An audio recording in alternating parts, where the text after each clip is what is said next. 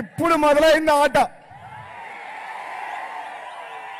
తెలంగాణలో రాజకీయాలు వేడి ఈ రోజు నుంచి తెక్తాయి.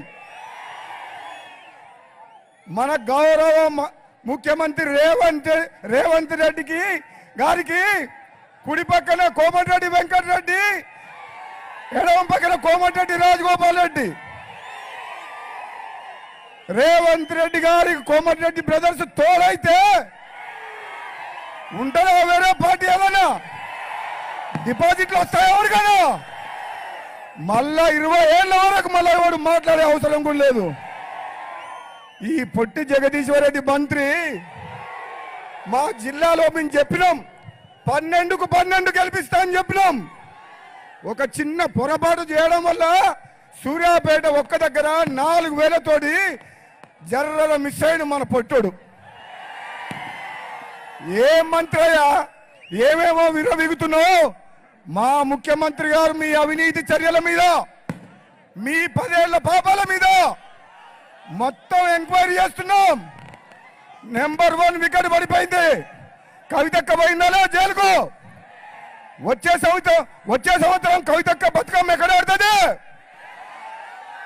తిహారు జైల్లో ఆడుతుంది. మీ అందరు చెప్తున్న సోదరులారా, ఒకడే ఒక మాట చెప్తా.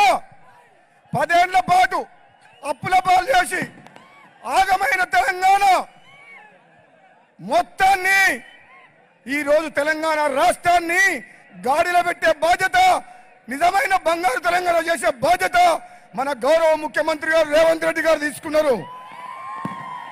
మీలాగా టిఆర్ఎస్ పార్టీ లాగా కుటుంబం కోసం, కమిషన్ల కోసం ఈ ప్రభుత్వం పనిచేయదు.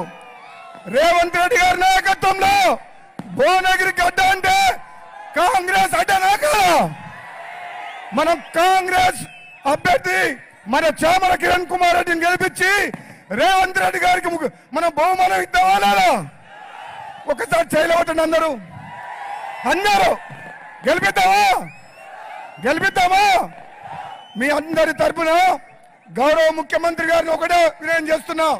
నేను ఎంపీగా ఉన్నా 5 ఏళ్లు తెలంగాణ కోసం పార్లమెంట్ లో కొట్లాడి భువనగిరి ప్రజల కోసం తెలంగాణ తెచ్చిన, అవునా కాదా? మరి నా అన్న కోమటిరెడ్డి వెంకటరెడ్డి ఈ నియోజకవర్గంలో మీకోసం 5 ఏళ్లు ఎంతో సేవ చేసిన మాట వాస్తవమే కాదా? మరి ఇప్పుడు రేవంత్ రెడ్డి గారు ముఖ్యమంత్రి గారు మనకు ఒక అగ్ని పరీక్ష పెట్టిండు. చామల కిరణ్ కుమార్ రెడ్డి గారిని పంపించి గెలిపించుకొని రమ్మని చెప్పిండు. గెలిపిద్దామా వద్దా? మేమందరం కూడా ఈ రోజు నుంచి రాత్రింబగలు కష్టపడి నల్లగొండ పార్లమెంట్ లో మెజార్టీ ఎక్కువ వస్తుందా, భువనగిరి పార్లమెంట్ లో మెజార్టీ ఎక్కువ వస్తుందా? మనకు పోటీ బీజేపీ బీఆర్ఎస్ కాదు, మనకు పోటీ నల్లగొండ కాంగ్రెస్ తోటి, అవునా కదా? మనల్ని ఓడించే సత్తా ఉందా? నాకు రేవంత్ రెడ్డి గారు ఇంటికి వచ్చి నాకు ఒక బాధ్యత అప్పచెప్పిండు. అన్న నువ్వు తప్పనిసరి తమ్ముని గెలిపించాలన్నాడు. మరి అన్న రేవంత్ రెడ్డి గారు ఇచ్చిన బాధ్యతని మనందరం కష్టపడి గెలిపిద్దామా? మేమందరం గెలిపించి నీకు ఇచ్చే బాధ్యత మాది. కానీ భువనగిరి పార్లమెంటు నియోజకవర్గాన్ని మీ చేతిలో పెడుతున్నాం. ఈ ప్రాంతం వెనుకబడి ఉంది.